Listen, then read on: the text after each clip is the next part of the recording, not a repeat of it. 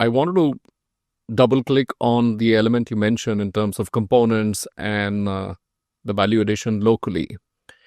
And you would have seen the ecosystems evolve like China, Taiwan, even US, right? So are there any similarities or learnings we can draw on as we build the ecosystem here in India?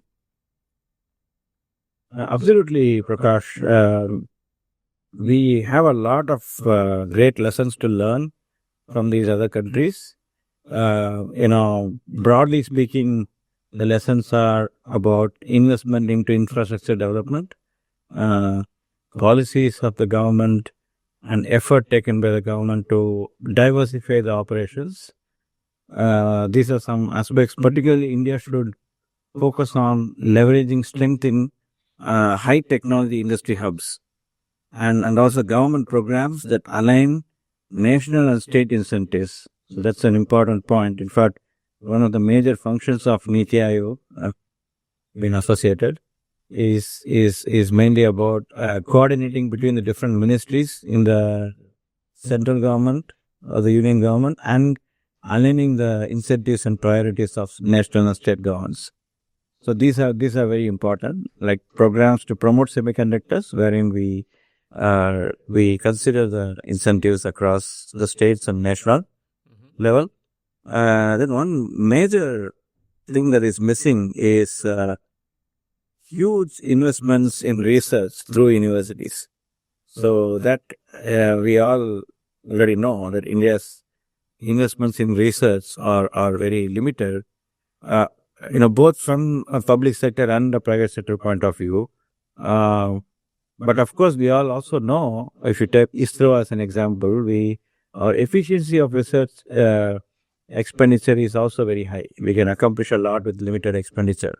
But that cannot be generalized. So and that cannot be generalized, and that also cannot be used as a kind of an excuse to not invest in R&D.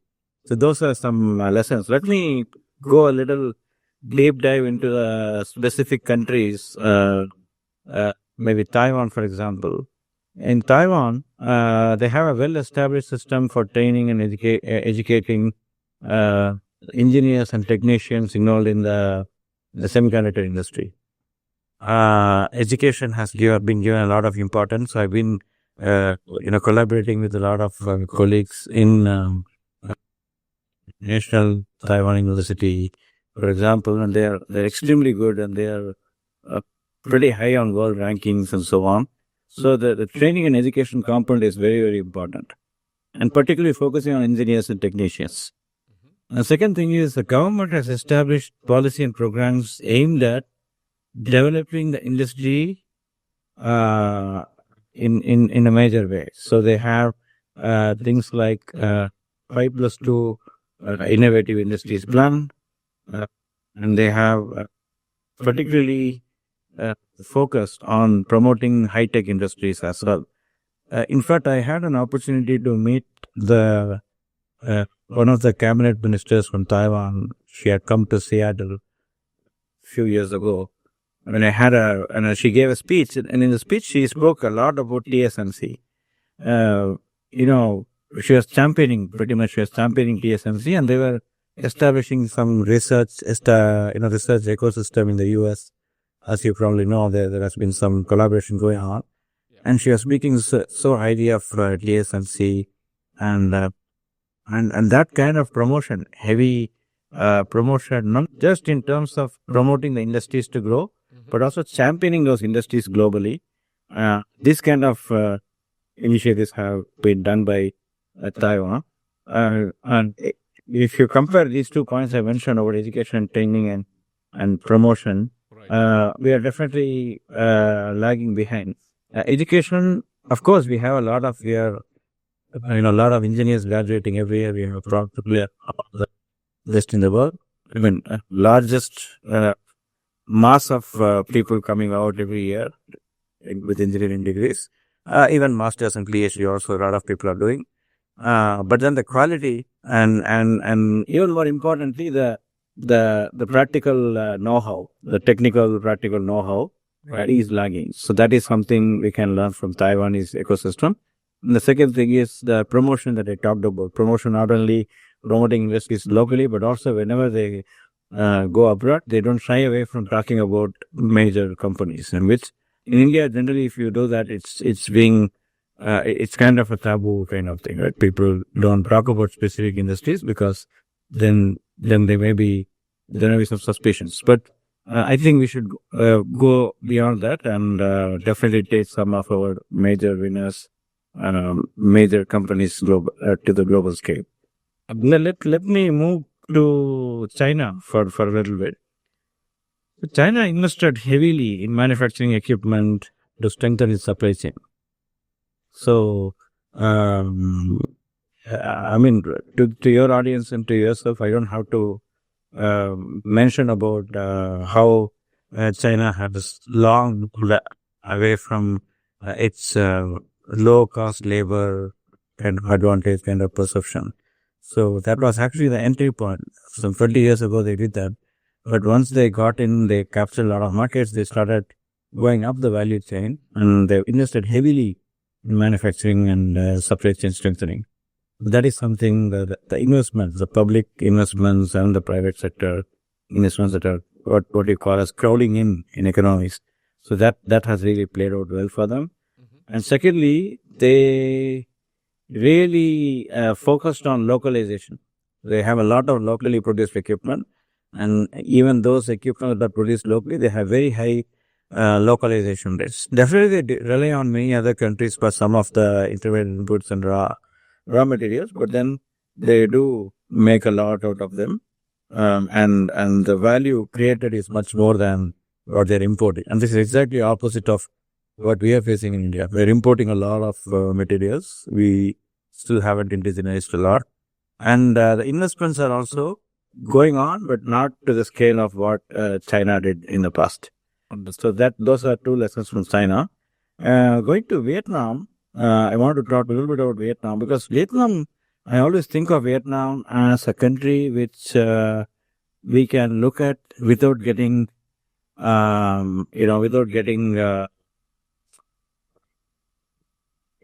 comments like, oh, they are far ahead of us. Because Vietnam is quite similar. It's a small economy, and then quite similar in terms of many of the per capita indicators.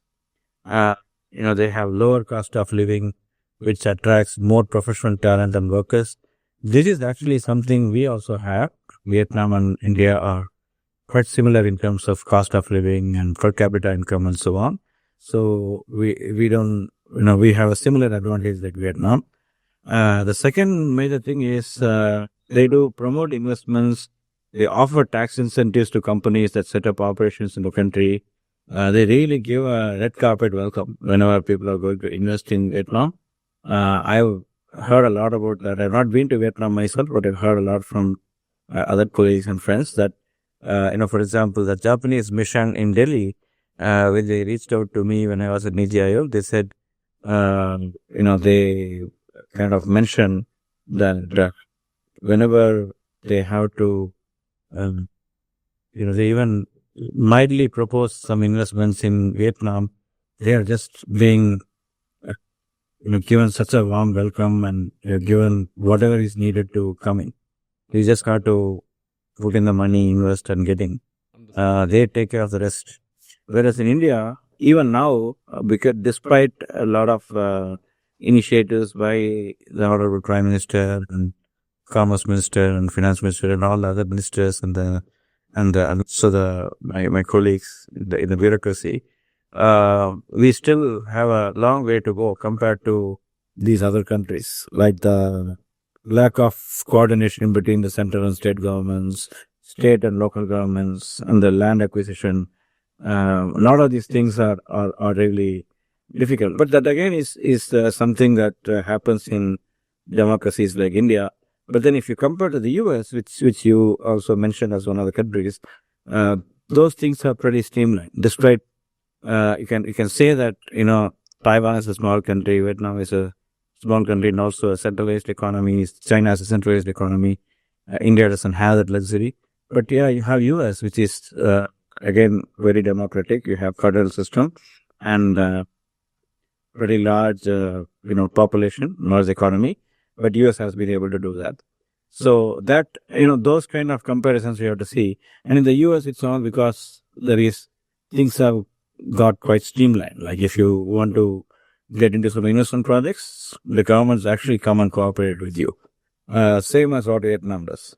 Understand. And Vietnam also has invested heavily in research and education, very similar to what Taiwan has done. So in a way, Vietnam is actually following the footsteps of what Taiwan has done and even what China has done and so on. And then US has done all this, long time ago, like research investments in the US are huge and tremendous. And that is why even today, US is dominating. And these other countries with Taiwan, China, Vietnam, they do, of course, a lot of reverse engineering.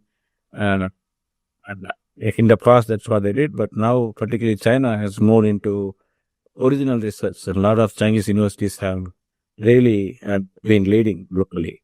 So I think these are some of the aspects, as I mentioned earlier, investments into infrastructure development, government policies to incentivize and diversify operations, education, research investments, and learning the incentives of various different parts of the government. So I think these are the key things that we can learn from these countries that have done pretty well or increasingly doing pretty well in this area.